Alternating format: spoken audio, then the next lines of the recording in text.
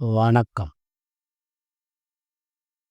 சுக்கிரனும் மாந்தி சம்மந்தமாப்பட்டா என்ன நடக்கும்? ஒவ்வொரு கிரகத்தையும் பேசிட்டு வர்றோம். எந்த கிரகத்தோட என்ன கிரகம் இந்த மாந்தி கிரகத்தோட என்ன கிரகம் சேர்ந்தா என்னென்ன பலனுங்கிறத, அந்த வரிசையில சுக்கிரனும் மாந்தி சம்மந்தப்பட்டால் என்ன நடக்கும் அப்படிங்கிறது.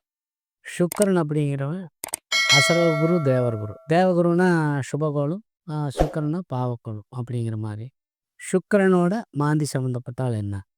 சுக்கிரனோட மாந்தி சம்மந்தப்பட்டால் சுக்கிரன் அப்படின்னாங்க ஜனவசியம், ஒரு மக்களாட்சி, அதாவது மன்னராட்சி, இந்த மாதிரி ஒரு அமைப்புகளை கொடுக்கக்கூடியது. ஜனவசியமுள்ள ஒரு எம்எல்ஏ, எம்பி, ஒரு என்ன சொல்கிறதுனா பஞ்சாயத்து பிரசிடெண்ட்டு, இதெல்லாம் சுக்கிரன் வலுவாக இருந்தால் தான் 100% அவங்களுக்கு யோகத்தை செய்யும். அப்போ ஜனங்களை கவரக்கூடிய பதவி பட்டமெல்லாம் இந்த சுக்கிரனால் கொடுப்பார். சுக்கிரனால் நல்ல கைராசி டாக்டர் சுக்கிரன் உச்சமாக இருந்தால் அவன் பெரிய மருத்துவர் ஆயிடுவானுங்க. அப்போ அவன் தொட்டாலே அந்த நோய் குணமாகி போயிடும். கைராசி டாக்டரும்பா. அப்போ அதே மாதிரி தான் எல்லா துறையுமே. சினிமா துறை எடுத்துங்க, நாடகத்துறை எடுத்துங்க, பாட்டு, இந்த இசை, இதுகளுக்கெல்லாம் சுக்கிரனே அதிபதி.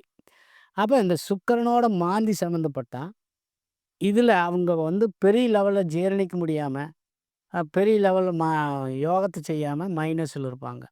ஒவ்வொருத்தன் திடீர்னு வருவான், சினிமா துறையில் வந்தால் பெரிய சூப்பர் ஸ்டார் ஆயிடுவானுங்க. ஒருத்தர் 10 வருஷமாக சினிமா துறையில் இருப்பான், அவனை அந்த ஒரு ஸ்டெப் விட்டு வெளியே வர முடியாது. அந்த மாதிரி அமைப்புகள் எல்லாம் ஏன் காட்டுது அப்படின்னா, அதெல்லாம் மாந்தியும் சுக்கிரனும் சம்மந்தப்படுறோம்னா. சரி, அப்படியே இருந்தால் அப்போ மற்றவங்களுக்கு மட்டும் லிஃப்ட்டை கொடுக்குறானே, எனக்கே லிஃப்ட் கொடுக்கக்கூடாது சுக்கிரனும் மாந்தியும் சம்மந்தப்பட்டா அப்படின்னா, கண்டிப்பாக அது நடக்கும். சுக்கிரனும் மாந்தியும் சம்மந்தப்படுறதுன்னா பாவகிரகம் தான். சுக்கிரன் ஆட்சி உச்சமாக இருந்தாலும் அது ஒரு மிகப்பெரிய ஒரு சிறப்பம்சம். ஆட்சி உச்சமாக உட்காந்து மாந்தி சம்மந்தப்பட்டா அது மிகப்பெரிய யோகமாக போயிடும். 12ஆம் இடம், 6ஆம் இடம், 8ஆம் இடம் சொல்லக்கூடிய இடத்துல உட்காந்து மாந்தி சம்மந்தப்பட்டா நேர் எதிர்மறையான அமைப்புகளையும் கெடுதலையும் செய்யக்கூடிய அமைப்புகள் இருக்குது. என்னென்னா பெண்கள் சம்மந்தப்பட்டது. பெண்கள் சில பேர் காதலித்து மைனஸ் ஆவாங்க, ஃபெயிலியர் ஆவாங்க. காதலரை போய் 2 பேரும் ஒன்றா போவாங்க, புறம் அந்த பையன் வரமாட்டான், இந்த பொண்ணு வராமல் போயிடும். அந்த பஸ்ஸு ரூட் கிடைக்காம அவன் ஒரு பக்கம் இவன் ஒரு பக்கம் நின்றுவான். காதல் மைனஸ் ஆகிறது, காதல் பண்டி ஃபெயிலியர் ஆகிறது. ரியலாகவே என்னன்னா சுக்கிரனுடைய வீடுன்னு சொன்னாங்கன்னா ரிஷிவம், துலாம். சுக்கிரனுடைய வீடு ரிஷிவம், துலாம்லாம் பாருங்கள், சீக்கிரம் ஜனவசியமாயிடுவாங்க. அந்த காதல் வயப்படுவாங்க, ஆணாக இருந்தாலும் பெண்ணாக இருந்தாலும். அதில் ரெக்கவரி ஆகி வெளியே வரணுங்க. அதுதான் உண்மையான ஜெனரேஷன், அதான் உண்மையான அமைப்புக்கு உண்டான அமைப்பு. அதிலிருந்து தப்பிச்சு அவை வெளியே வந்துட்டாலே போதுமானது.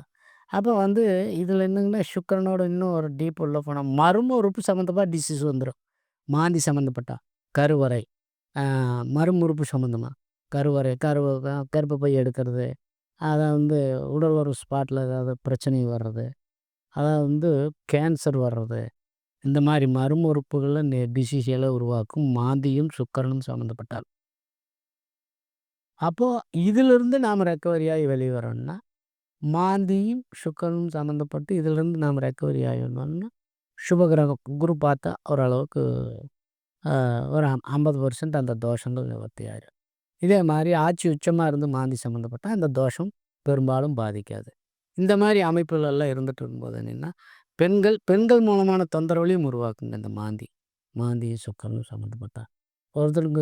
ஒருத்தர் 3 திருமணமாகியுமே லைஃப் அமையல, 2 திருமணமாகி லைஃப் அமையல, நான் இன்னும் பேச்சுலராகவே இருக்கிறேன் அப்படிங்கிற ஜாதகங்களை எல்லாம் எடுத்து அப்படியே வெரிஃபிகேஷன் பண்ணோம்னா கண்டிப்பாக மாந்தியும் சுக்கிரனும் சம்மந்தம் இருக்குது. இல்லாது 2 12 பார்வை இருக்குது, 7ஆம் பார்வை இருக்குது. இந்த மாதிரி ஏதோ ஒரு அவங்களுக்கு ட்ரேபேக்கான ஒரு அமைப்பை தான் கொடுத்துட்ருக்கு.